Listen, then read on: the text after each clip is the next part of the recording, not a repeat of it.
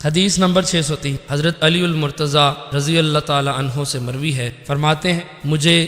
مزی بہت آتی تھی، پس میں نبی اکرم صلی اللہ علیہ وآلہ وسلم سے پوچھنے میں جھجک محسوس کرتا تھا، کیونکہ آپ کی صاحبزادی میرے نکاح میں تھی۔ تو میں نے حضرت مقداد بن اسود رضی اللہ تعالیٰ عنہ سے کہا کہ آپ رسول اکرم صلی اللہ علیہ وآلہ وسلم سے پوچھیں۔ انہوں نے پوچھا تو حضور علیہ السلام نے فرمایا وہ اپنی شرمگاہ کو دھو لیں اور وضو کریں، غسل کی ضرورت نہیں۔ حدیث نمبر 604 ایک اور سند کے ساتھ حضرت علی المرتضیٰ رضی اللہ تعالی عنہ سے مروی ہے، آپ فرماتے ہیں میں حضرت فاطمہ رضی اللہ تعالی عنہ کی وجہ سے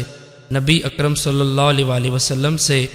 مزی کے بارے میں پوچھتے ہوئے حیا محسوس کرتا تھا، تو میں نے حضرت مقداد رضی اللہ تعالی عنہ سے کہا، انہوں نے پوچھا تو نبی اکرم صلی اللہ علیہ وآلہ وسلم نے فرمایا اس سے وضو لازم ہوتا ہے۔ حدیث نمبر 605 حضرت ابن عباس رضی اللہ تعالیٰ عنہ سے مروی ہے، فرماتے ہیں حضرت علی المرتضیٰ رضی اللہ تعالیٰ عنہ نے فرمایا کہ میں نے حضرت مقداد بن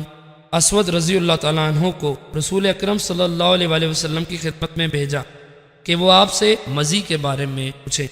جو انسان سے نکلتی ہے کہ اس کا کیا حکم ہے۔ رسول اکرم صلی اللہ علیہ وآلہ وسلم نے فرمایا وضو کرو اور شرمگاہ کو دھو۔